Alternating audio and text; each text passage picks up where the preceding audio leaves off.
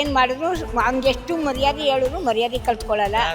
DK ಇವಾಗ ನಮ್ಮ ಜಮೀನು ಕೊಡ್ತೀವಿ, ಒಂದು 2 ಕೋಟಿ ಕೊಡ್ತೀವಿ, ಅವ್ರು 10 ಕೋಟಿಗೆ ಮಾರ್ಕೊಂಡು ದುಡ್ಡು ಮಾಡ್ತಾರೆ. ನೇರವಾಗಿ ನಾನು ಕೇಳ್ತಾ ಇದ್ದೀನಿ ಸರ್ಕಾರಕ್ಕೆ, ಅಭಿವೃದ್ಧಿ ಅಂದರೆ ಏನು? ನನಗೂ 52 ವರ್ಷ ಆಯಿತು. ಈಗ ನಮ್ಮ ಭೂಮಿ ಎಲ್ಲ ಕಿತ್ಕೊಂಡ್ಮೇಲೆ ನಾವು ಹೋಗಿ ಎಲ್ಲಿ ಕೆಲಸ ಮಾಡೋಣ? ಏನು ಕೆಲಸ ಕೊಡ್ತಾರೆ ನಮಗೆ? ಸುಳ್ಳು ಯಾಕೆ ಹೇಳ್ತಾರೆ ಇವರು? ವಿಧಾನಸೌಧ ಕೂತ್ಕೊಂಡು 3 ಕೋಟಿ ಮೇಲೆ ಕೊಡ್ತೀವಿ, ಪಾಪ ರೈತರನ್ನೆಲ್ಲ ದಾರಿ ತಪ್ಪಿಸೋ ವಿಷಯ ಮಾಡೋದು. ನಮ್ಮ ಪ್ರಾಣ ಬಿಡಿಸ್ಬೇಕು, ಅವ್ರು ಭೂಮಿ ತಗೋಬೇಕು, ಅಷ್ಟು ನಾನು ಬಿಡಲ್ಲ.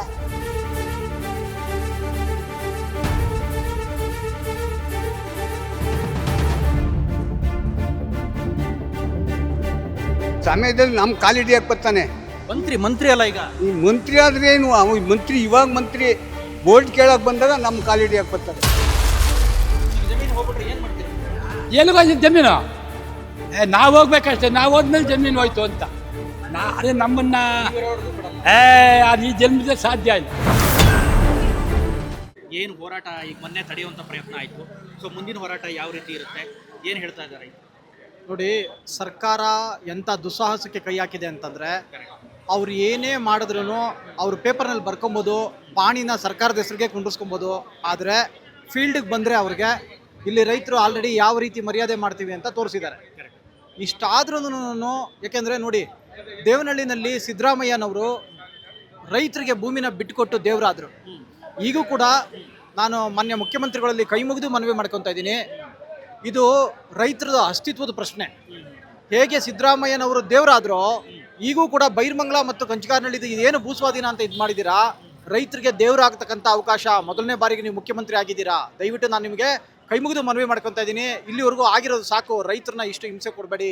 ಆವತ್ತಿನ ಕಾಲದಲ್ಲಿ ನೋಡಿ, ಬ್ರಿಟಿಷ್ರನ್ನ ಓಡಿಸೋದಕ್ಕೆ ಹೆಂಗೆ ಸಂಘಟಿತರಾಗಿ ಬ್ರಿಟಿಷ್ನ ಓಡಿಸಿದ್ರೋ ಅದೇ ರೀತಿನೇ ಏನು ಈ ಸರ್ಕಾರ ಮತ್ತೆ ಏನಾದರೂ ಅವರು ತಂಟೆ ತಕರಾರಿಗೆ ಬಂದರೆ ರೈತರಿಗೆ ತಕ್ಕ ಶಾಸ್ತಿ ಮಾಡ್ತಾರೆ ಅಂತ ನಾನು ಹೇಳ್ತಾ ಇದ್ದೀನಿ. ಹೀಗೆ ಮುಂದುವರೆದ್ರೆ ನೋಡಿ, ಇವತ್ತು ನೆನ್ನೆ ತಾನೇ ನಾನು ರಾಜ್ಯಪಾಲರು ಲೆಟ್ರ್ ಕೊಟ್ಟಿದ್ದಾರೆ. ಏನಂತಂದರೆ, ನೈಸ್ ರಸ್ತೆನ ಆಲ್ರೆಡಿ ಒಂದು 10,000 ಎಕರೆನೇನೋ ಇದೆ, ಅದನ್ನು ಸರ್ಕಾರ ಮಾಡ್ಕೋಬೋದು, ಯಾಕೆ ಮಾಡ್ತಾ ಇಲ್ಲ? ಆಮೇಲೆ ನೇರವಾಗಿ ನಾನು ಕೇಳ್ತಾ ಇದ್ದೀನಿ ಸರ್ಕಾರಕ್ಕೆ, ಅಭಿವೃದ್ಧಿ ಅಂದರೆ ಏನು? ನೋಡಿ, ಅಭಿವೃದ್ಧಿ ಅಂತಂದರೆ ಮೊದಲನೇದಾಗಿ ನಮ್ಮ ಮಾನ್ಯ ಡಿ ಕೆ ಶಿವಕುಮಾರ್ ಅವರು ಹೇಳಿದ್ರು, ಅವ್ರ ಸರ್ಕಾರ ಬಂದಾಗ ಪೆನ್ನು ಪೇಪರ್ ನಾನು ಕೊಟ್ಟಿದ್ದೀರಾ, ನಾನು ಬಿಡದಿ ಗಂಟ ಮೆಟ್ರೋ ಮಾಡ್ತೀನಿ, ಹಾರೋಳ್ಳಿ ಗಂಟ ಮೆಟ್ರೋ ಮಾಡ್ತೀನಿ ಅಂತ ಅಂದ್ಬಿಟ್ಟು ಮಾಡಿದ್ರಾ? ಒಂದೇ ಒಂದು ಪಿಲ್ಲರ್ ಏನಾದರೂ ಬಂದಿದೆಯಾ? ಅಭಿವೃದ್ಧಿ ಅಂದರೆ ಅದು ಮಾಡಬೇಕು. ಜೊತೆಗೆ 40 ವರ್ಷದಿಂದನೂ ಬೆಂಗಳೂರು ಟು ನಮಗೆ ಚಾಮರಾಜನಗರ ರೈಲ್ವೆ ಮಾಡ್ತೀವಿ ಅಂತ ಅಂದ್ಬಿಟ್ಟು 40 ವರ್ಷದಿಂದನೂ ಸೆಂಟ್ರಲಿಂದ ಬಿದ್ದಿದೆ. ಅದನ್ನು ಯಾಕೆ ಮಾಡಲಿಲ್ಲ? ರೈಲ್ವೆ ಯೋಜನೆ ಮಾಡಬೇಕಲ್ಲ. ನೋಡಿ, ರಿಯಲ್ ಎಸ್ಟೇಟ್ ಮಾಡಬೇಕು ಅಂದರೆ ಅದರಲ್ಲೂ ಮಾತ್ರ ಮುಂಚೂಣಿನಲ್ಲಿದ್ದಾರೆ. ಅದು ಬಿಟ್ಟುಬಿಟ್ಟು ನೇರವಾಗಿ ಯಾವ ರೀತಿ ಇಲ್ಲಿ ಜನಕ್ಕೆ ಹೆಲ್ಪ್ ಮಾಡಬೇಕು ಅನ್ನೋದನ್ನು ಯಾರು ಮಾಡ್ತಾ ಇಲ್ಲ. ನಾನು ಸರ್ಕಾರನ ಕೈ ಮುಗಿದು ಕೇಳೋದು ಇಷ್ಟೇನೆ, ಹೀಗೆ ಮುಂದುವರೆದ್ರೆ ನಿಮಗೆ ತಕ್ಕನಾದ ಶಾಸ್ತಿ ಕೊಡ್ತಾರೆ. ಅದ್ರ ಜೊತೆಗೆ ಮತ್ತೊಂದು ಮಾತು ಹೇಳ್ತಾ ಇದ್ದೀನಿ, ಕೈ ಬಿಡಿ ಟೌನ್ಶಿಪ್ನ ಕೈ ಬಿಡಿ, ಇಲ್ಲ ಅಂದರೆ ಕರ್ನಾಟಕದ ರೈತರೆಲ್ಲರೂ ಈ ಸರ್ಕಾರನೇ ಬರದೇ ಇರೋ ಥರ ಮುಂದೆ ಕೈ ಬಿಟ್ಬಿಡ್ತಾರೆ. ಇದನ್ನ ನೆನ್ಪಿಟ್ಕೊಳ್ಳಿ. ರೈತರು ಮನಸ್ಸು ಮಾಡಿದ್ರೆ ಏನು ಬೇಕಾದರೂ ಮಾಡ್ತಾರೆ. ರೈತರನ್ನ ಯಾವುದೇ ಕಾರಣಕ್ಕೂ ನಿಮ್ಮ ಎಗ್ನೆಸ್ಟ್ ಮಾಡ್ಕೊಂಬೇಡಿ. ಮಾಡ್ಕೊಂಡಷ್ಟು ನಿಮ್ಮ ಸರ್ಕಾರ ನಿರ್ನಾಮ ಆಗ್ತದೆ. ಯಾರೂ ಕೂಡ ಮುಂದೆ ನಿಮ್ಮ ಸರ್ಕಾರನ ತರುವಂಥ ಪ್ರಯತ್ನ ಮಾಡೋದಿಲ್ಲ ಅಂತ ನಾನು ರೈತರ ಪರವಾಗಿ ಹೇಳ್ತಾ ಇದ್ದೀನಿ. ಇದು ಕೇಸು ಅಂದ್ರೆ ಇವಾಗ ನಮ್ಮ ಆಸ್ತಿ ಉಳಿಸ್ಕೊಳ್ಳೋಕ್ಕೆ ನಾವು ಹೋಯ್ತಾ ಇದ್ದೀವಿ ಅಲ್ವಾ, ಅದಕ್ಕೆ ಅವರು ಕೇಸ್ ಹಾಕಿ ಎದುರಿಸ್ಕೊಂಡು ಗುಂಡಾವರ್ತಿಗಳು ಮಾಡಿಕೊಂಡು ನಮ್ಮ ಅಣ್ಣ ತಮ್ಮದಿರಿಗೆ ತಂದಿಕ್ಕೊಂಡು ಎಲ್ಲ ಥರ ನಾಟಕ ಮಾಡ್ತಾವ್ರೆ. ಅವ್ರಿಗೇನು ಅಂದರೆ ಹೆಂಗನ ಮಾಡಿ ಆಸ್ತಿ ಕಿತ್ಕೋಬೇಕು ಅಂತ ಹೋಯ್ತಾರೆ. ನಾನು ಎಲ್ಲರಿಗೂ ಹೇಳೋದೇನೆಂದರೆ, ನಮ್ಮ ಅಣ್ಣ ತಮ್ಮದಿರು, ನಮ್ಮಪ್ಪ ಅಮ್ಮದಿರು, ನಮ್ಮ ಅಜ್ಜಿ ತಾತಿರು ಆಸ್ತಿಗಳು ಸಂಪಾದನೆ ಮಾಡಿರುವಂಥ ಜಾಗ ಅದು. ಅದನ್ನು ಉಳಿಸ್ಕೊಳ್ಳೋಕ್ಕೆ ನಾವು ಓಡಾಡ್ತೀವಿ. ನಾವು ಯಾರು ಆಸ್ತಿಗಳು ಉಳಿಸ್ಕೊಳ್ಳೋಕ್ಕೆ ಓಡಾಡ್ತಾ ಇಲ್ಲ. ನಮ್ಮದು ತಲತಲಾಂತರದಿಂದ ಬಂದರೆ ಆಸ್ತಿ ಉಳಿಸ್ಕೊಳ್ಳೋಕ್ಕೆ. ಈಗ ಮೊನ್ನೆ ಒಬ್ಬ ನಮ್ಮ ಪುಣ್ಯಾತ್ಮ ಹೇಳ್ತಾನೆ, ಆಸ್ತಿನ ನಾವು 1 ಕುಂಟೆನೂ ಮಾರಿಲ್ಲ, ಈಗ ನಾವು ಪಾಲ್ದಾರಕ್ಕೆ ತಗೊಳಕ್ಕೆ ಹೋಯ್ತೀವಿ ಅಂತ ಹೇಳ್ತಾರೆ. ಅವರೆಲ್ಲ ಆಸ್ತಿ ಮಾರ್ಕೊಂಡೆ ಯಾವಾಗಿಂದನೂ ಮಾಡ್ತಾ ಇರೋದು. ಸುಳ್ಳು ಹೇಳ್ತಾರೆ, ನಾವು 1 ಕುಂಟೆನೂ ಮಾರಿಲ್ಲ, ಅರ್ಧ ಕುಂಟೆ ಮಾರಿಲ್ಲ ಅಂತ ಹೇಳ್ಕೊಂಬತ್ತವ್ರೆ. ಈಗ ಮಾರ್ಬಿಟ್ಟು ಕೆಲವರು ಜೀವನ ಮಾಡ್ತಾರೆ, ಕೆಲವರು ಉಳಿಸ್ಕೊಂಡು ಜೀವನ ಮಾಡ್ತಾವ್ರೆ. ನಾವೇನು ಅಂದರೆ, ನಾವು ರೈತರ ಇರೋಕ್ಕೆ ನಾವು ಇಷ್ಟಪಡ್ತೀವಿ. ಯಾಕೆ ಅಂದರೆ ನಮ್ಮ ತಲತಲಾಂತರ ತಾತ ಮುತ್ತಾತಿರು ರೈತರ ಸಂಘಕ್ಕೆ ರೈತರಾಗಿ ಉಳಿಸ್ಕೊಬಂದಿದ್ದೀವಿ. ನನಗೂ 52 ವರ್ಷ ಆಯಿತು.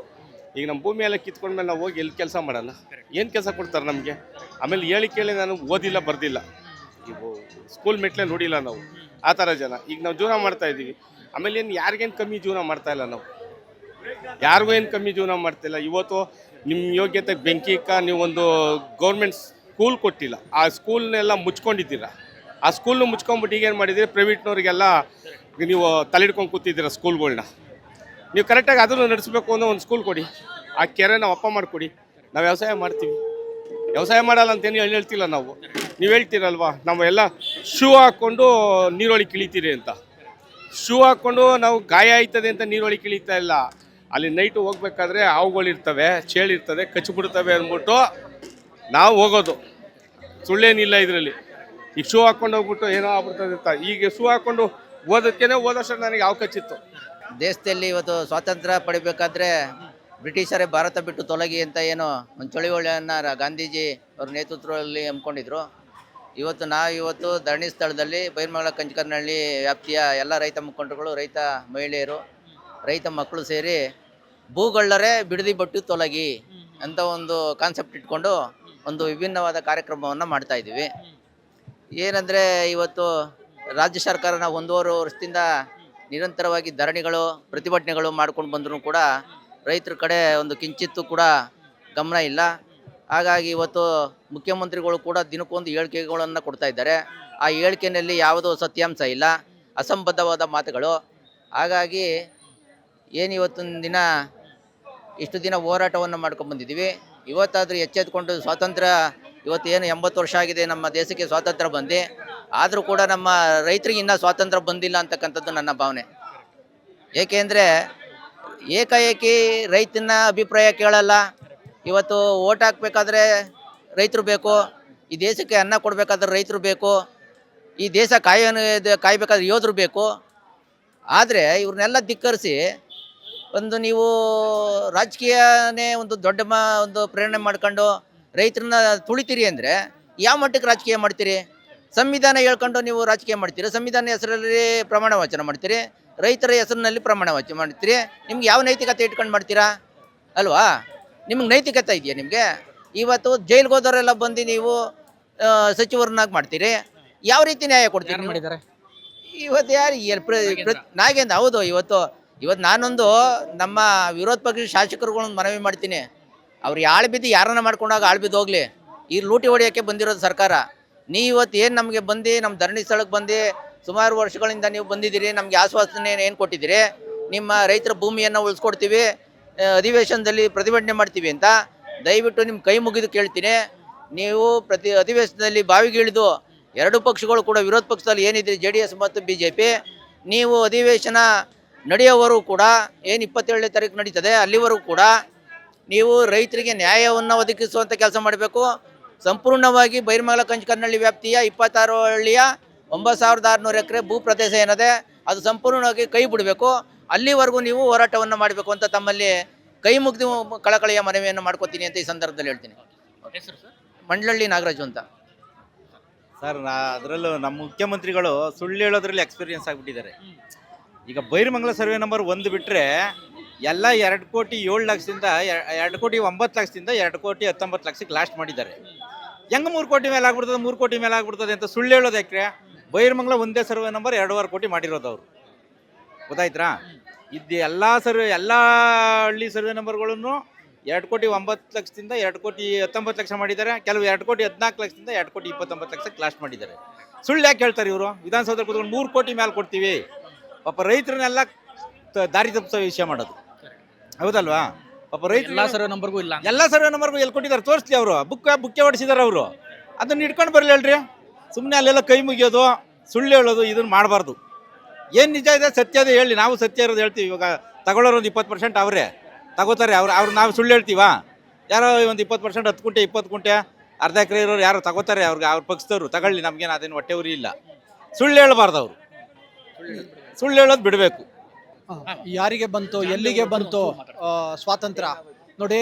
ಅದರಲ್ಲೂ ನಗರವಾಸಿಗಳಲ್ಲಿ ಕೈ ಮುಗಿದು ಕೇಳ್ಕೊತಾ ಇದ್ದೀನಿ, ರೈತ ಸೋತ್ರೆ, ರೈತ ಏನಾದರೂ ಭೂಮಿನ ಕಳ್ಕೊಂಡ್ರೆ ನೀವೆಲ್ಲರೂ ಬದುಕಿದ್ದು ಸತ್ತಂಗೆ ವಿಚಾರ ಹೇಳ್ತಾ ಇದ್ದೀನಿ. ತುಂಬ ಇಂಪಾರ್ಟೆಂಟ್ ವಿಚಾರ ಇದು. ಬರೇ ರೈತಂದು ಭೂಮಿ ವಿಷಯ ಅಲ್ಲ, ಇಲ್ಲಿ 4 ಲಕ್ಷಕ್ಕಿಂತ ಹೆಚ್ಚು ಬರೀ ತೆಂಗಿನ ಮರಗಳಿದೆ. ಒಟ್ಟಾರೆ 10 ಲಕ್ಷ ತೆಂಗಿನ ಮರಗಳು, ಅದ್ರ ಜೊತೆಗೆ ಕೆರೆ ಕುಂಟೆಗಳಿದೆ, ಸಾವಿರಾರು ಹಸುಗಳಿದೆ, ಹಸುಗಳು. ಅದ್ರ ಜೊತೆಗೆ ಕಣ್ಣು ಕಾಣದೇ ಇರತಕ್ಕಂಥ ಭೂಮಿಯಲ್ಲಿ ಸೂಕ್ಷ್ಮಾಣು ಜೀವಿಗಳು ಇವೆಲ್ಲ ನಾಶ ಮಾಡ್ತಾ ಇದ್ದಾರೆ. ಜೊತೆಗೆ ಸಂಸ್ಕೃತಿ. ಇವತ್ತು ನೋಡಿ ಬೆಂಗಳೂರಲ್ಲಿ ಬರೇ ಒಂದು 30% ಜನನು ನಮ್ಮ ಕನ್ನಡದವರಿಲ್ಲ. ಇದೇ ಥರ ಆದರೆ ನಗರಗಳು ಹಾಳಾಗೋಗ್ತದೆ. ಆವತ್ತಿನ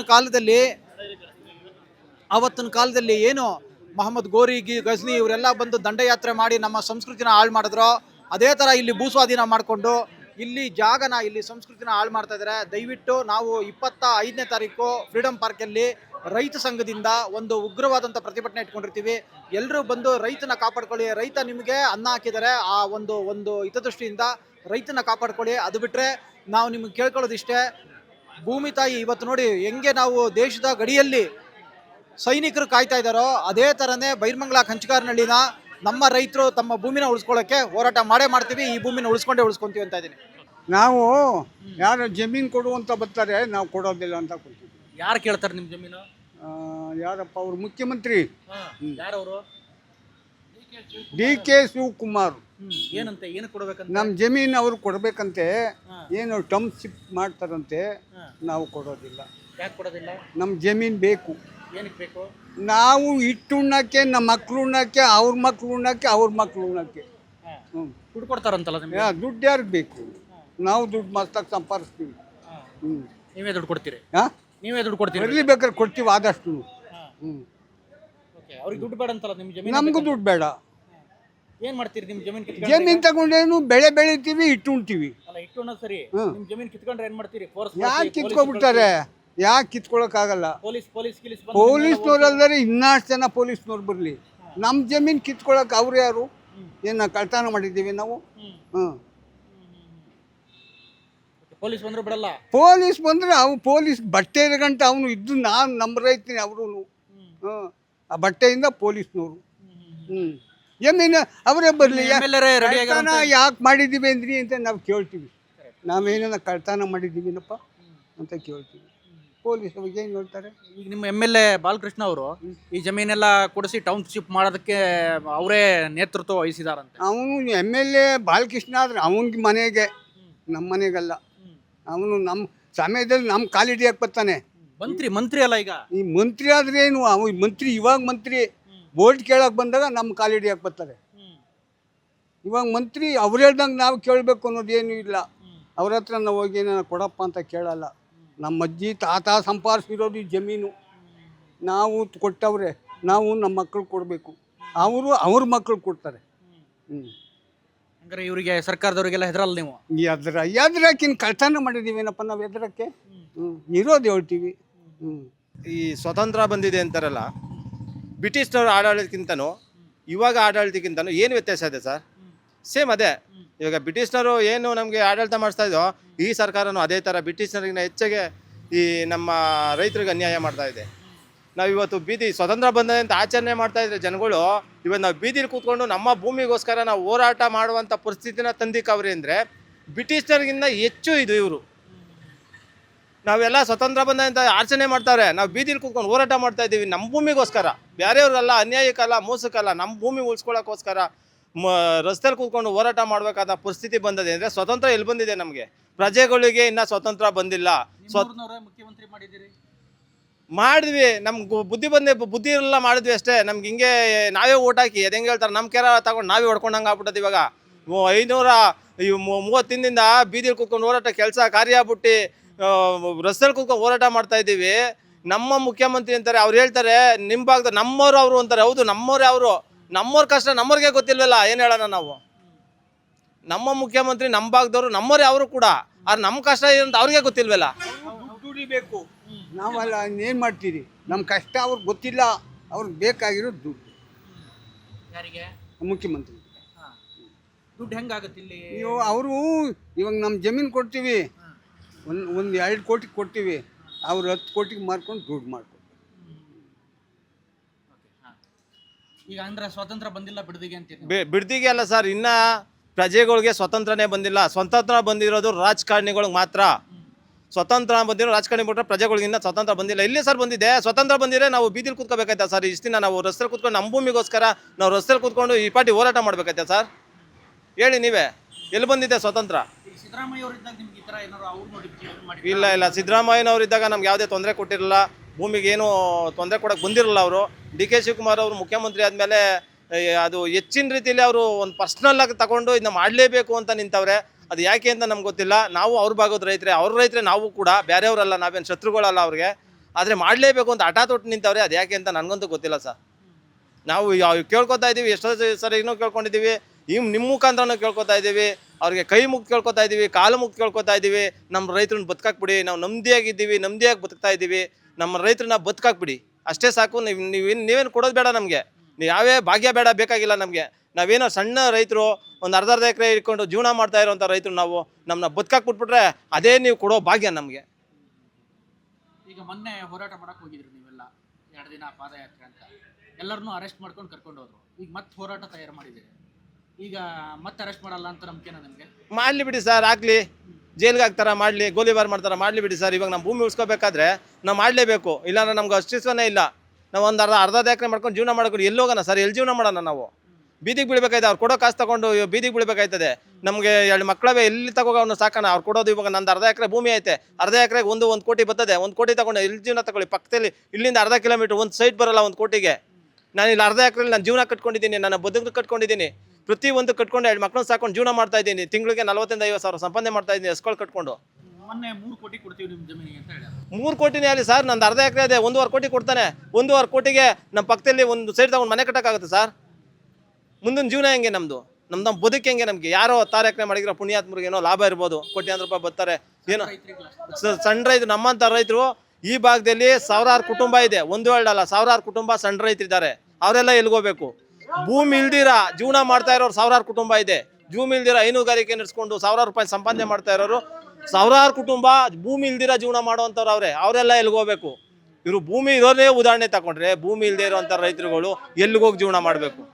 ನಮ್ಮದು ಒಂದು 25 ಕುಂಟೆ ಅದಪ್ಪ. 25 ಕುಂಟೆ ಏನೇನು ಬೆಳಿತೀರಿ? ನಮ್ಗೆ ಆಗಬೇಕಾದ ವ್ಯವಸಾಯ ಬೆಳೆ ಎಲ್ಲ ಬೆಳ್ಕೊತೀವಿ. ಹಾಂ, ಈಗ ಜಮೀನು ಹೋಗ್ಬಿಟ್ರೆ ಏನು ಮಾಡ್ತೀರಿ? ಎಲ್ಲಿಗೋಯ್ತು ಜಮೀನು?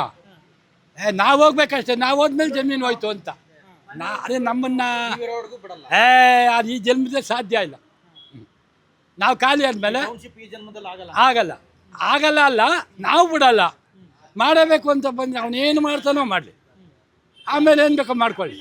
ನಮ್ಮನ್ನು ಮುಗಿಸ್ಬಿಟ್ಟು ಅವನೇನನ್ನು ಮಾಡ್ಕೊಳ್ಳಿ. ಯಾರು? ಡಿ ಕೆ ಶಿವ್ ಅದೇ ಈಗ ಯಾರು ಮಾಡಬೇಕು ಅಂತ ಬಂದವನಲ್ಲ. ಹಾಂ, ಒಂದು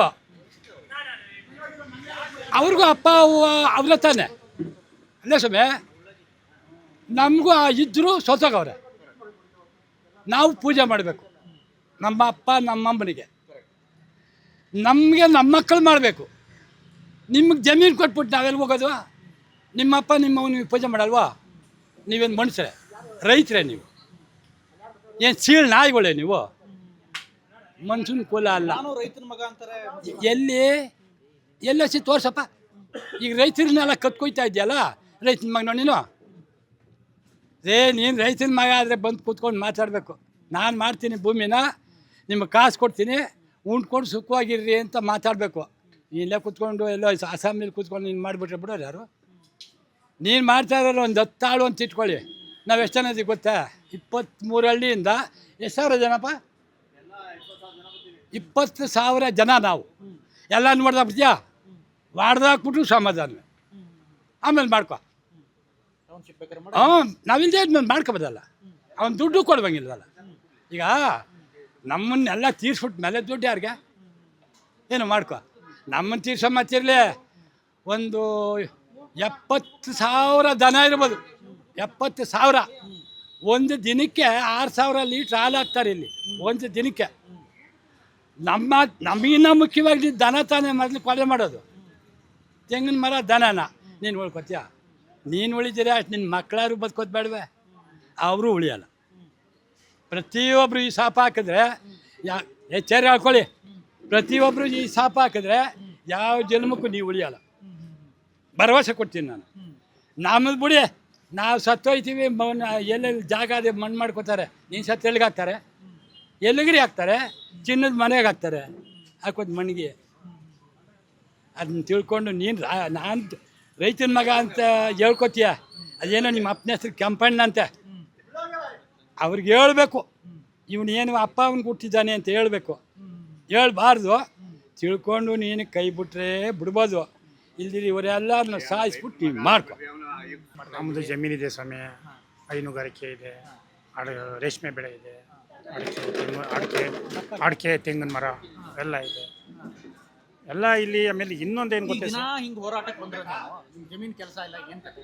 ಏನು ಸರ್, ಬೆಳಿಗ್ಗೆ ಒಂದು 10-11 ಗಂಟೆ ಮಾಡ್ತೀವಿ, ತಿರ್ಗಿ 3 ಗಂಟೆ 4 ಗಂಟೆ ಮೇಲೆ ಹೋಗ್ತೀವಿ ರೈತರಿಗೆ. ನೀವು ಟೌನ್ಶಿಪ್ ಮಾಡಬೇಕು ಅನ್ನೋರು ಬೇಕಾದಷ್ಟು ಜಾಗ ಇದೆ ಸ್ವಾಮಿ, ಎಲ್ಲೂ ಇಲ್ಲ. ಈಗ ಅವರು ಮುಖ್ಯಮಂತ್ರಿಯವರು ಈ ರಾಜ್ಯದ ದೊರೆಯವರು, ನಮ್ಮ ಜಿಲ್ಲೆಯವರೇ ಅವರು, ಮಾಡ್ತವ್ರೇನಲ್ಲ. ಅವರು ಪ್ರಮಾಣ ವಚನ 3 ದಿವಸಕ್ಕೆ ಕನಕಪುರ ಕ್ಷೇತ್ರಕ್ಕೆ ಬಂದರು. ಆವಾಗ ಏನು ಮಾಡಿದ್ರು, ನೀವು ಯಾರು ಒಂದು ನಮ್ಮ ತಾಲೂಕಿನವ್ರು ಯಾರು 1 ಕುಂಟೆ ಜಮೀನು ಕೊಡ್ಕೊಡ್ದು ಚಿನ್ನದ ಬೆಲೆ ಆಯ್ತು ಅಂತ ಹೇಳಿದ್ರು. ಇದೇ ಜಿಲ್ಲೆಯವರು, ಪಕ್ಕ ಜಿಲ್ಲೆಯವರು, ನಮಗೂ ಅವ್ರಿಗೂ ಕೇವಲ ಒಂದು 10-12 ಕಿಲೋಮೀಟ್ರ್ ಅಷ್ಟೇನೆ. ನಮ್ಮ ಜಮೀನು ಮೇಲೆ ದಬ್ಬಾಳಿಕೆ ಮಾಡ್ತಾಯಿದ್ದೀರಿ. ಆಮೇಲೆ ನಾನು ಕಂಡು ಮಟ್ಟಿಗೆ ಈಗ ಕರ್ನಾಟಕದಲ್ಲಿ ನೀರಾವರಿ ಪ್ರದೇಶ ಮತ್ತು ಫಲವತ್ತಾದ ಭೂಮಿ ಅಡಿಕೆ ತೆಂಗು ಇರೋದು ಒಂದು 15% ಇರಬೇಕು ಅಷ್ಟೇ. ನೀವು ಅದರಲ್ಲಿ ಮೊದಲನೇ ನಮ್ಮದೇನೆ ಸಮಯ. ಒಂದು ತಿಂಗಳಿಗೆ 6 ಲಕ್ಷ ಚಿಲ್ಲರೆ ಹಾಲು KMF ಹೋಗ್ತದೆ ಅಲ್ಲಿಂದ. ಅಂಕಿಅಂಶನೇ ಕೊಡ್ತೀನಿ ಬೇಕಾರೆ, ಇನ್ನೊಂದ್ಸಲ ಬಂದು 6 ಲಕ್ಷ ಚಿಲ್ಲರೆ ಹೋಗ್ತದೆ. ತೆಂಗಿನ ತೋಟ, ಅಡಿಕೆ ತೋಟ 15 ಲಕ್ಷ ತೆಂಗಿನ ಮರ, ಅಡಿಕೆ ಮರ ಇದೆ, ಮಾವಿನ ತೋಟ ಎಲ್ಲ ಇದೆ ಪೂರಿಗೆ. ಆಮೇಲೆ 35-40 ಕೋಟಿ ವರ್ಷಕ್ಕೆ ಆದಾಯ ರೇಷ್ಮೆ ಬೆಳೆ ಒಳಗಿದೆ ಒಂದು 26 ಹಳ್ಳಿ ಒಳಗೆ. ಇದನ್ನು ಮಾಡಬೇಕು ಸ್ವಾಮಿ. ಟೌನ್ಶಿಪ್ ಮಾಡಬೇಕು, ದೇಶ ಅಭಿವೃದ್ಧಿ ಮಾಡಬೇಕು, ರಾಜ್ಯ ಇದೆ ಮಾಡಬೇಕು. ವಿರೋಧ ಇದ್ದಲ್ಲಿ ಇಷ್ಟೊಂದು ರೈತರು ಆಮೇಲೆ ಎಲ್ಲ ಬಲ್ಡ್ ಭೂಮಿ ಇದೆ ಸ್ವಾಮಿ. ನೀರಾವರಿ, ಕುಡಿಯೋಕೆ ನೀರು ಇಲ್ಲದೆ ಹೋದವರು, ನೀರಾವರಿ ಇಲ್ಲದೆ ಹೋದವರು, ದನ ಕರ ಮೇಸಕ್ಕೆ ಅಂತೆ ಭೂಮಿ ಬೇಕಾದಷ್ಟಿದೆ. ಕುಡಿ, ಅಭಿವೃದ್ಧಿ ಮಾಡಿ. ಅಭಿವೃದ್ಧಿ ಬೇಡ ಅಂತ ಹೇಳಲ್ಲ, ಬೇಕಾದಷ್ಟಿದೆ. ಇದೇ ಮರ್ಲವಾಡಿಗೆ ಬನ್ನಿ ಸ್ವಾಮಿ, ನನ್ನ ಮಕ್ಳು ನೀವು ಬನ್ನಿ. ಈಗಲೇ ಎಷ್ಟು 1000 ಎಕರೆ ಗೋಮಾಳಿದೆ, ಮಾಡು. ಯಾಕೆ ಮಾಡಲ್ಲ? ನೀವೇನು ಇದು ರಾಜಕೀಯ ಪ್ರತಿಷ್ಠೆನ ಇಲ್ಲಿ ಜನನ ಮರಣ ಹೋಮ ಮಾಡಬೇಕಾ? ಇಲ್ಲ ಆಮೇಲೆ ಅಲ್ಲ ಸ್ವಾಮಿ, ರೈತಿದ್ರೆ ಸಿಟಿ ಜನನ ಬದುಕಬೇಕಾರೆ ಸರ್, ಬೇಜಾರು ಮಾಡ್ಕೋಬೇಡಿ. ರೈತರಿದ್ದರೆ ಸಿಟಿ ಜನ, ಬೆಳಗ್ಗೆ ಹಾಲೋದು ಸಿಟಿ ಜನ ಕುಡಿಬೇಕಾಗ್ತದೆ ಸರ್. ಇಲ್ಲಿಂದ ಹಾಲು ಹೋಗ್ತಾರೆ, ಎಲ್ಲಿ ಕುಡಿತಾರೆ ಸರ್? ಇಲ್ಲಿಂದ ಅಕ್ಕಿ ರಾಗಿ ಭತ್ತ ಬೆಳೆದಿಲ್ಲ ಅಂದ್ರೆ ಎಲ್ಲಿ ಹೋಗ್ತಾರೆ ಸರ್? ಅಷ್ಟು ರೈತ. ಸ್ವತಂತ್ರ ಬಂದು ಇವತ್ತು 80 ದಿವಸ ಅಂತ ಮಾಡ್ತಾಯಿದ್ರು. ನಿಮಗೂ ಗೊತ್ತು, ಚಿಕ್ಕ ಹುಡುಗ ವಿದ್ಯಾವಂತ, ನಮ್ಮ ಸ್ವಲ್ಪ 80 ವರ್ಷದಿಂದ ಗಾಂಧೀಜಿ ಅಂತ ಹೇಳಿದರು, ಈ ದೇಶ ಮುಂದುವರಿಬೇಕಾದ್ರೆ ಹಳ್ಳಿ ಜನ ಮುಂದಕ್ಕೆ ಬರಬೇಕು ಅಂತ ಹೇಳಿದರು. ನೀವೆಲ್ಲ ಹಳ್ಳಿ ಜನ ಮುಂದಕ್ಕೆ ತರ್ತಾ ಇದ್ದೀರಿ? ಹಳ್ಳಿ ಬಿಡಿಸ್ತಾ ಇದ್ದೀರಿ. ಎಲ್ಲೋಗೋ ಜನ? ನಾವು ಸ್ವಾಮಿ ಎಲ್ಲೋ ಹೋಯ್ತೀನಿ, ನನ್ನ ಮಗನೂ ಎಲ್ಲೋ ಒಂದು ಯಾವುದೋ ಫ್ಯಾಕ್ಟ್ರಿಗೂ ನಿಮ್ಮಂಥ ಜೊತೆಲಿ ಬಂದಾಗ ಒಂದು 15-20 ರೂಪಾಯಿ ಇಟ್ಕೊಂಡ್ಕೋತೀನಿ. ಇಲ್ಲಿರೋಂಥ ದನ ಕರುಗಳು ಎಲ್ಲ ಎಲ್ಲೋಯ್ತಾ ಸ್ವಾಮಿ? ಏನು ಮಾಡ್ಬೇಕು ಸ್ವಾಮಿ? ಇಲ್ಲ ಮುಸ್ಲಿಮ್ಸ್ಗೆ ಕತ್ತರಿಸ ಕೊಡ್ಬೇಕು ಅವ್ರನ್ನ? ನೀವು ಮಾಡ್ತಾ ಇರೋದು ಅದನ್ನೇ. ಯಾವುದು ಉದ್ಧಾರ ಮಾಡಿ ಕೆಲಸ ಮಾಡ್ತಿಲ್ಲ. ಇದನ್ನು ಕೈ ಬಿಡಬೇಕು. ಕೈ ಬಿಡಲಿಲ್ಲ ಅಂದರೆ 1980ನೇ ಇಸ್ವಿ ಒಳಗೆ ಇದೇ ಗುಂಡೂರಾವ್ ಕಾಂಗ್ರೆಸ್ ಸರ್ಕಾರ ಹುಬ್ಬಳ್ಳಿ ಧಾರವಾಡ ನಲ್ಗುಂದದಲ್ಲಿ ನಡೀತಲ್ಲ ಹೋರಾಟ ತೀವ್ರಗೊಳ್ತದೆ. ಒಂದು ಅಲ್ಲಿ ಜನ 100 ಜನ ಸತ್ರು ರೈತರೋಸ್ಕರ ಆಗ್ಬೋದು. ಅದಕ್ಕೆ ನೀವು ಮುಂದಿನ ಕೊಡಬಾರ್ದು. ಮುಂದಿನ ಮುಖ್ಯಮಂತ್ರಿ ಆಗಬೇಕು, ನೀವು ರಾಜ್ಯದಲ್ಲಿ ಮುಖ್ಯಮಂತ್ರಿ ಆಗಿ ನಾಯಕ ಆಗಿ ಬೆಳಿಬೇಕು ಅಂದರೆ ಇಲ್ಲಿಗೆ ರೈತರನ್ನ ತಿಳ್ಕೊಂಡು ಕೈ ಬಿಡಬೇಕು. ರೈತರನ್ನ ಯಾವುದೇ ನಮ್ಮನ್ನೇ ಅಂತಲ್ಲ ಸ್ವಾಮಿ, ಎಲ್ಲ ನಮ್ಮ ಶಿವಕುಮಾರ್ ನಮ್ಮವ್ರೇನು ನಾವು ಆಗ್ತವ್ರು ಅಂತ ನಾವು ಹೇಳಲ್ಲ. ಎಲ್ಲನೂ ಆಗಲಿ, ಯಾವ ಮೂಲೆಗೂ ರೈತರು ಏನಿದೆ ವಾಸ್ತವ ತಿಳ್ಕೊಬೇಕು. ಇಲ್ಲಿ ಬೆಳೆ ಬೆಳೆಯೋಕ್ಕಾಗಲ್ಲ ಅಂತ ಮಾಡಿ ನೀವು ಅಲ್ವೇ ಸರ್? ನಾವೇ ನಿಮ್ಗೆ ವಿರೋಧ ಮಾಡಲ್ಲ. ದೇಶನೂ ಮುಂದುವರಿಬೇಕು, ಅಭಿವೃದ್ಧಿ, ಕೈಗಾರಿಕೆನೂ ಬೇಕು, ಎಲ್ಲ ಬೇಕು, ಟೌನ್ಶಿಪ್ ಬೇಕು. ಇಲ್ಲಿರೋ ಫಲವತ್ತಾದ ಭೂಮಿ ಒಳಗೆ 100% ಇದು ಮೇನ್ ಇದು ನಮ್ಮ ಜಾಗ. ಎಲ್ಲ ನೀರಾವರಿ ಇದೆ, ಫಲವತ್ತಾಗಿದೆ, ಎಲ್ಲ ಇದೆ ಸ್ವಾಮಿ. ಅಂಥದ್ರ ಮ್ಯಾಕೆ ಸ್ವಾಮಿ ನೀವು ಯಾರಿಗೋ ಮರಣ ಹೋಗಿ ಇಲ್ಲಿರೋ ಜನನೆಲ್ಲ ದನ ಕರ್ನ ಆಚೆ ಕಳಿಸಿ ಇಂಥ ಪ್ರದೇಶ ನಾವು ಇನ್ನೆಷ್ಟು ವರ್ಷ ಬೇಕು ಸರ್? ನಾವು ಬೇರೆ ಕಡೆ ಹೋಗಿ ನಾವು ತಯಾರು ಮಾಡಬೇಕಾರೆ ಅದನ್ನು ನಿಮ್ಮ TV ಮಾಧ್ಯಮ ಮುಖಾಂತರವಾಗಿ ನಾನು ಕಳಕಳಿಯಿಂದ ಕೇಳ್ಕೊತಾ ಸರ್. ಕಲ್ಲಾಗ್ತಾವನೆ ನನ್ನ ಮಗ. ಅವ್ನಿಗೆ ಏನು ಮಾಡಿದ್ರು, ಅವ್ನಿಗೆ ಎಷ್ಟು ಮರ್ಯಾದೆ ಹೇಳಿದ್ರು ಮರ್ಯಾದೆ ಕಲ್ತ್ಕೊಳ್ಳಲ್ಲ. ದಿಕ್ಕೆ ಅವ್ನಿಗೆ ಉಗಿತಾದ್ರೆ ಪರ್ಕಲ್ ಹೊಡೀರಿ ಹೊಡ್ಸ್ಕೊತೀನಿ, ಕೆದಲ್ ಹೊಡೀರಿ ಹೊಡ್ಸ್ಕೊತೀನಿ ಅಂತಾನೆ. ಇಂಥ ಮಂಡನ ಮಗನ ಜಾತಿಗೆ ಏನೂ ಮಾಡೋಕ್ಕಾಗಲ್ಲ. ಇವಾಗ ನಾವು ಅದಕ್ಕೆ ಓಡಾಟ ಮಾಡ್ತಿದ್ವಿ. ಏನು ಮಾಡ್ತಾರೋ ನೋಡೋಣ. ನಮ್ಮ ಭೂಮಿ ನಮಗೆ, ನಮ್ಮ ಹಕ್ಕು ನಮಗೆ. ನಮ್ಮ ಮಕ್ಕಳಿಗೆ ಈ ವೆರಿಕೇಷನ್ಗೆ ಒಂದು ವರ್ಷಕ್ಕೆ ಎಷ್ಟು ಬೇಕು? ಒಬ್ಬೊಬ್ಬರಿಗೆ 2 ಲಕ್ಷ 3 ಲಕ್ಷ ಬೇಕು. ಹಂಗೆ ಬೇಕಾದಾಗೆಲ್ಲ ಕೊಡ್ತಾನ? ಯಾವ ಸತಿ ಕೊಟ್ಬಿಡ್ತಾನೆ, ಮೂಲಕ್ಕೆ ತಳ್ಬಿಡ್ತಾನೆ ನಮ್ಮನ್ನ. ನಾವು ನಾಳೆ ಎಲ್ಗಪ್ಪ ಹೋಗೋಣ ನಮ್ಮ ಮಕ್ಕಳನ್ನ ಬಿಟ್ಬಿಟ್ಟು? ಅದಕ್ಕೆ ನೋಡೋಣ, ನಾವು ಓಡಾಟ ಮಾಡ್ತಾ ಇದ್ದೀವಿ. ಎಲ್ಲಿಗೆ ಹೋಗಿ ಎಲ್ಲಿಗೆ ತಳ್ಳೋಣ ನೋಡೋಣ. ಹಸು ಮಾಡಿಕೊಂಡಿದ್ದೀವಿ, ಮೇಕೆ ಮಾಡಿಕೊಂಡಿದ್ದೀವಿ. ಆ ಮೇಕೆ ಸುಯೋದ ಎಲ್ಲಿ ಕಳ್ಸಾನೆ? ಇವನು ಹತ್ತು ಮೇಸ್ತಾನೆ. ಇನ್ನು ಅದೇ ಮಾಡ್ಬೇಕು ಮರ್ಯಾದಿನ. ಬಗ್ದವ್ರು ಅದೇ ಮರ್ಯಾದೆ ಮಾಡ್ಬೇಕು. ನನ್ನ ಮಗನ ಮನೆಯಲ್ಲೂ ಎಲ್ಲ ತಗೊಳೋಗಿ ಬಾಯ್ ಬಿಡ್ಕೋಬೇಕು ಅಷ್ಟೇ. ಬಂಡೆ ತಕೋಗಿ ಕನಕಪುರಕ್ಕೆ ಅಷ್ಟೇ ಕಣಪ್ಪ. ಇವತ್ತು ಸ್ವಾತಂತ್ರ್ಯ ದಿನಾಚರಣೆ ದಿವಸನೂ ಹೋರಾಟಕ್ಕೆ ಬಂದಿದ್ದೀರಿ. ಓಡಾಟ ನೋಡಪ್ಪ ಮನೆ ಕೆಲಸ ಬಿಟ್ಟು ಕಾರ್ಯ ಬಿಟ್ಟು ಆಡು ದನ ಕುರಿ ಎಲ್ಲ ಬಿಟ್ಬಿಟ್ಟು ಓಡಾಟಕ್ಕೆ ಬಂದಿದ್ದೀವಿ ಇವತ್ತು ನೋಡೋಣ ಅಂತ. ಈಗ ನಮ್ಗೆ ಹಾಲು ಮೊಸರು ಎಲ್ಲ ನಮಗೆ ಅನುಕೂಲವಾಗಿತ್ತು. ಇವಾಗ ಹಾಲು ಮೊಸರು ನಾವು ಬೇಕು ತಗೊಂಡು ಕುಡಿಯೋಕಾಯ್ತದೇನಪ್ಪ. ಎಷ್ಟು ಜಮೀನು ಐತಿ ನಿಮ್ದು? ನಮ್ಮದು ಸಾನ ಇಲ್ಲ. ನಾವು ನಮ್ಮ 3 ಜನ ಗಂಡ್ಮಕ್ಳು. ಅಂದರೆ ನಮ್ಮ ಮಾವ 5-6 ಜನಕ್ಕೆ ಭಾಗ ಕೊಟ್ಟರು. ನಮ್ಮದು ಒಂದು 3 ಎಕರೆ ಬರ್ತದೆ. 3 ಎಕರೆ ಬರ್ತದೆ. ಏನೇನು ಬೆಳಿತೀರಿ? ನಾವೇ ರೇಷ್ಮೆ, ಜೋಳ, ತೆಂಗಿನ ತೋಟ ಅದೇ, ಮೇಕೆ ಇವೆ. ಏನೋ ಹಂಗೆ ಜೀವನ ಮಾಡ್ತಾವ ನಮ್ಮ ಮಗ. ಚೆನ್ನಾಗಿ ಹೋಗ್ತಾ ಇದೆ. ಆಮೇಲೆ ಅವನ ಹತ್ರ ಬೇಡ್ಕೋಬೇಕಾಯ್ತದೆ. ಭತ್ತ ತೊಳೆಯೋಕ್ಕೂ ಕರ್ಕೊಳ್ಳ ನಮ್ಮ ಹತ್ರ ನೈಟು ಕರ್ಕೊಂಡದು. ವಯಸ್ಸಾಯ್ತಾ ಬಂತು? ವಯಸ್ಸಾಯ್ತು 65 ವರ್ಷ. 65 ವರ್ಷಕ್ಕೆ ಹೋಗಿ ನಾವು ಏನು ಗೇಟ್ಕೊಳ್ಳೋಣ? ಅವ್ನ ಮಕ್ಕ ಮುಂಚಾಗ ಮಾಡ್ತಾವ್ ನೋಡೋಣ ಕಣಪ್ಪ. ಒಟ್ಟಾರೆ ನಿಮ್ಮ ಕಷ್ಟ ಈಗ? ನಮ್ಮ ಕಷ್ಟ. ನಮ್ಮ ಭೂಮಿ ನಾವು ಇನ್ನೊಬ್ಬರ ಹತ್ರ ಭಿಕ್ಷಾ ಬೇಡ್ಕೊಡ್ತಿದ್ರೆ ನಮ್ಮ ಭೂಮಿ ಕೊಡಲ್ಲ. ನಮ್ಮ ಮಕ್ಕಳು ನಾಳೆ ದಿನ ಭವಿಷ್ಯ ಏನು? ನಮ್ಮ ಮಕ್ಳಿಗೆ ಇನ್ನಷ್ಟು ಶುದ್ಧ ಕ್ಯಾಲಿಕೇಶನ್ಗೇನು ಅವ್ರ ಭವಿಷ್ಯ ಏನು ಕೊಡ್ತಾನ? ಅಷ್ಟೇ. ಸರಿ ಅಮ್ಮ ಹೇಳಿ, ಮಾತಾಡಿ. ನೀವೇನಕ್ಕೆ ಬಂದಿದ್ದೀರಿ ಇಲ್ಲಿ? ನಾವು ಹೋರಾಟಕ್ಕೆಪ್ಪ ಬಂದಿರೋದು. ಏನಾಗಿದೆ ನಿಮ್ದು? ಏನು ಜಮೀನು ಏನಾಗಿದೆ? ನಮ್ಮ ಭೂಮಿ ಅಡಿಕೆ ಮರ ಅದೆ, ತೆಂಗಿನ ಮರ ಅದೆ, ಬಾಳೆ ಅದೆ, ಪರಂಗಿ ಅದೆ, ಪ್ರತಿ ಒಂದನ್ನು ಐತೆ. ನಾವು ಭೂಮಿ ಕೊಡಲ್ಲ ಹೋರಾಡ್ತಾ ಇದ್ದೀವಿ. ಇನ್ನೇನು 1 ವರ್ಷದ ಮೇಲೆ ಇನ್ನೇನು 8 ತಿಂಗಳಾಯ್ತಾ ಬತ್ತು. 8 ತಿಂಗಳು ಬೀಳ್ತು ಇವಾಗ. ಆಗ ನಮ್ಮ ಕೆಲಸ ಕಾರ್ಯ ಇದೇ ಹೋರಾಟ ಮಾಡ್ತಾ ಇದ್ದೀವಿ. ನಮ್ಮ ಕೆಲಸ ಕಾರ್ಯ ವಾರ ಒಪ್ಪತ್ತೆಲ್ಲ ಬಿಟ್ಟು ನಾವು ಇದೇ ಬಂದು ಹೋರಾಟ ಮಾಡ್ತಾ ಇದ್ದೀವಿ. ಅವ್ರು ಏನೇ ಕೊಟ್ಟರು ನಾವು ಭೂಮಿ ಬಿಡಲ್ಲ. ಅವ್ರು ಎಷ್ಟೇ ಕಷ್ಟ ಕೊಡ್ಲಿ ನಾವು ಭೂಮಿ ಬಿಡಕ್ಕಂತೂ ಹೋಗಲ್ಲ. ಅವ್ರು ಹೇಳ್ತಾರೆ ನಾವು ಇಲ್ಲಿ ಹೋರಾಟ ಮಾಡಿದ್ರೆ ಇನ್ನೊಂದು ಇವಾಗ 3 ಕೋಟಿ ಅಂತಾರೆ. ಅವ್ರು 3 ಕೋಟಿ ಬೇಡ 10, 15, 20 ಕೋಟಿ ಕೊಟ್ಟರು ನಾವು ಭೂಮಿ ಕೊಡಲ್ಲ. ಭೂಮಿ ಅಂತೂ ಕೊಡಕ್ಕೆ ಹೋಗಲ್ಲ. ಅವ್ರು ಏನೇ ಮಾಡ್ತಾರೆ ನೋಡೋಣ. ರಕ್ತ ಕೊಟ್ಟರು ಭೂಮಿ ಕೊಡ ಅಂತ ನಾವು ಹೇಳಿದ್ದೀವಿ. ಅದಕ್ಕಿಂತ ಜಯಿಸ್ತೀವಿ. ಮಾಡೇ ಮಾಡ್ತೈತೆ ಮಾಡ್ತಾವ್ರೆ. ನೋಡೋಣ, ಮಾಡ್ಕೊಬಿಡ್ಲಿ ನೋಡೋಣ. ಇಲ್ಲ ನಮ್ಮ ಪ್ರಾಣ ಬಿಡಿಸ್ಬೇಕು, ಇಲ್ಲ ಅವ್ರು ಭೂಮಿ ತಗೋಬೇಕು. ಅಷ್ಟು ನಾನು ಬಿಡಲ್ಲ. ಭೂಮಿಲೇ ಪ್ರಾಣ ಹೊಂಟೋಗ್ಬಿಡ್ಲಿ ಅಲ್ಲಿವರೆಗೂ ಬಿಡಲ್ಲ ನಾವು. ನಾವು ನಿಯತ್ತಾಗಿ ಓಡಾಡ್ತಿರೋದು. ಅತ್ತಗೋಸಿ ಇತ್ತಗೋಸಿ ಹೋಗಿ ಒಕ್ಕಡ್ತಲ್ಲ ನಾವು ನಿಯತ್ತಾಗಿ ನೋಡಿ.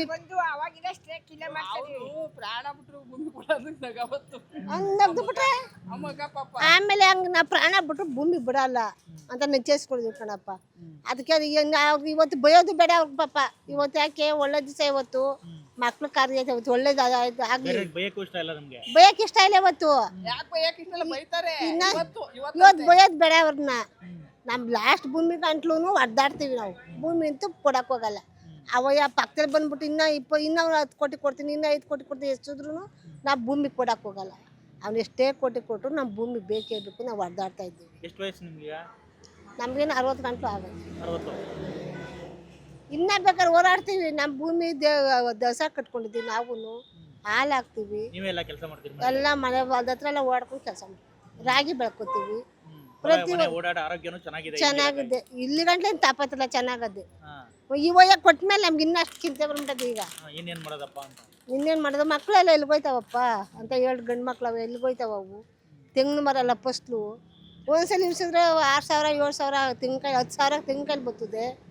ಅವೆಲ್ಲ ಬಿಟ್ಬಿಟ್ಟು ನಾವು ಎಲ್ಲಿಗೋಗೋಣ ಅಂತ ನಾವು ತೆಗಿಯೋಕ್ಕಾಯ್ತದೆ. ನಮ್ಮ ಭೂಮಿನ ಬಿಟ್ಬಿಟ್ಟು ಅಂತ ನಾವು ಹೊಡೆದಾಡ್ತಾ ಇದ್ದೀವಿ. ನಾವಿನ್ನು 10 ವರ್ಷ ಆಯ್ತು ಹೊಲ ಮನೆ ಬಿಟ್ಟು.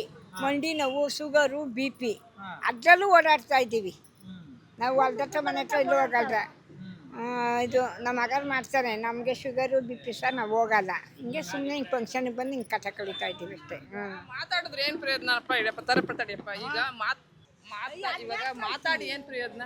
ಅಕ್ವೈರ್ ಮಾಡೇ ಮಾಡ್ತಾವನಂತಲ್ಲ ಅವ್ನ ಮನೆ ಹಾಳಾಗೋಗ. ಬಿಡಲ್ಲ ಅಂತಿರಲ್ಲ? ಬಿಡಲ್ಲ, ಯಾವ್ದೇ ಕಾರಣಕ್ಕೂ ಬಿಡಲ್ಲ. ಊರಲ್ಲಿ ನಾವು ಬಿಡಲ್ಲ. ಊರಲ್ಲಿ ಎಷ್ಟು ಜನ ಏನೇನ್ ಆಗೋಯ್ತಾರ ಕಣಪ್ಪ. ಇವ್ನಿಗೆ ಒಳ್ಳೇದಾಯ್ತದೇನಪ್ಪ? ಒಳ್ಳೇದಂತೂ ಆಗಲ್ಲ. ಯಾವ್ದೇ ಕಾರಣಕ್ಕೂ ಅವ್ನ ಅರ್ಥ ಮಾಡ್ಕೋಬೇಕು.